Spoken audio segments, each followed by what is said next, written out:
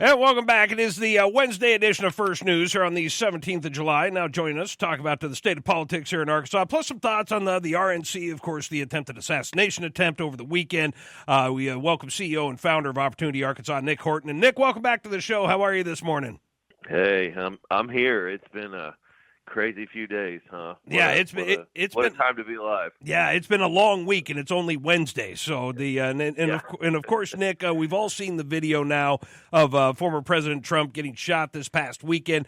How did that resonate with you on the backside of this? Now that we've had a few days to kind of digest this, what did it say to you about our country and where we go from here?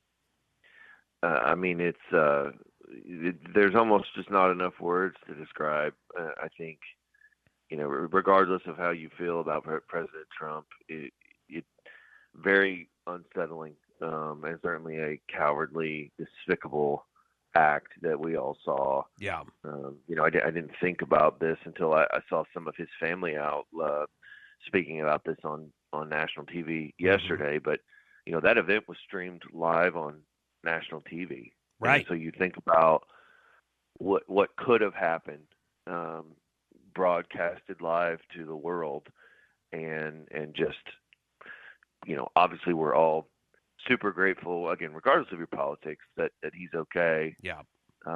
But the thought of what could have happened and what that would have meant for this country. I don't know if we'd be talking this morning. I just don't know. What would have transpired. It's just crazy. Well, thank goodness we don't have to go down that road at this point. But yeah, it sure gave us a look at what that road might look like, and that was not pleasant at all. As far as the Republican National Convention going on this week, any thoughts on Senator J.D. Vance as the vice president pick for Trump's campaign? What do you think of him? I don't know a lot about him. I think the country is going to learn.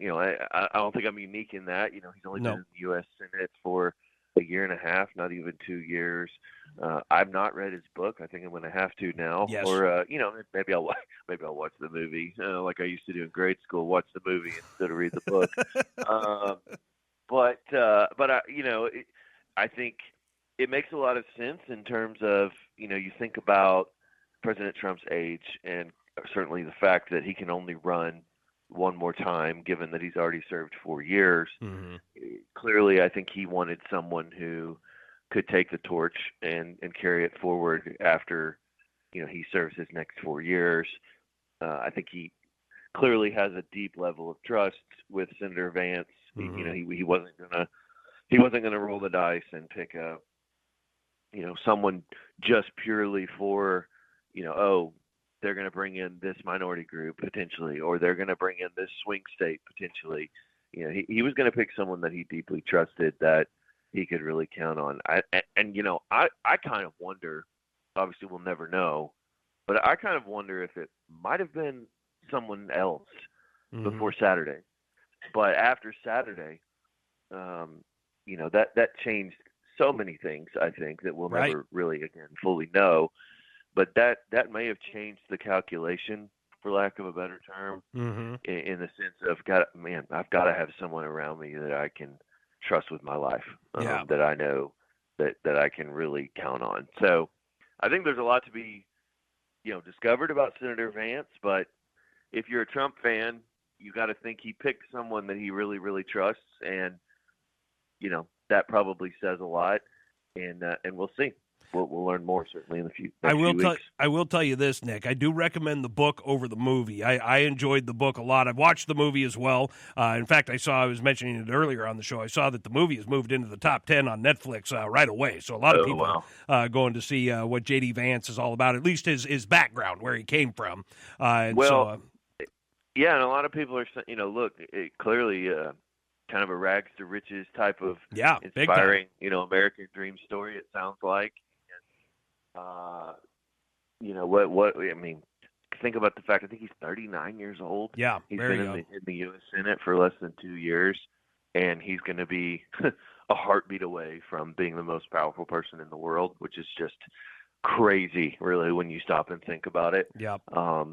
So I hear a lot of inspiring things about his personal story, and certainly, I mean, where else in the world could that happen? That you could just decide to run for U.S. Senate, and within a couple of, as an author and someone who really had never even run for political office before, and then all of a sudden you're going to be the vice president of the United States.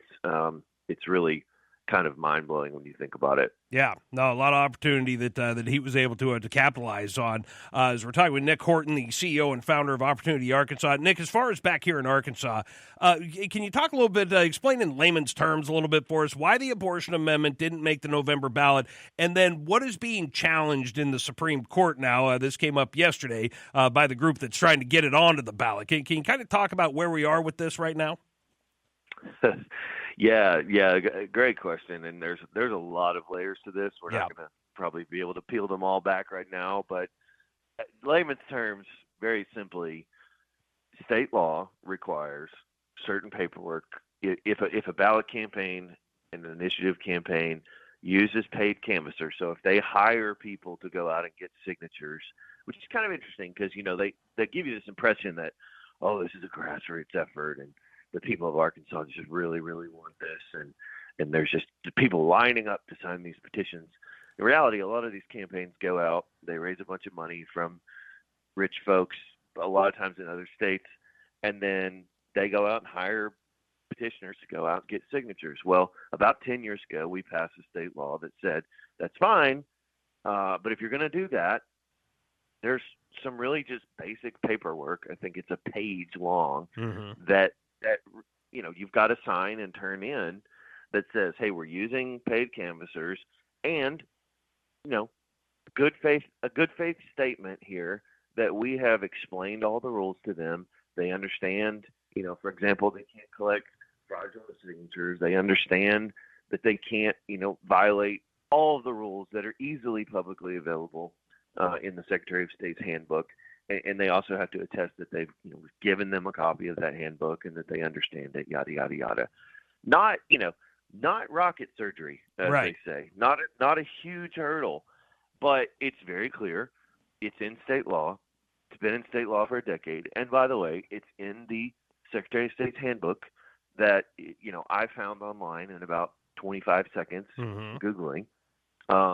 And Control F, and you find paid canvassers, and the rules are right there.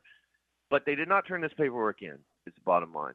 And so the result of that now is that Secretary of State John Thurston has said, look, these are statutory, very serious legal requirements that you failed to meet, and because of that, I can't accept your petitions.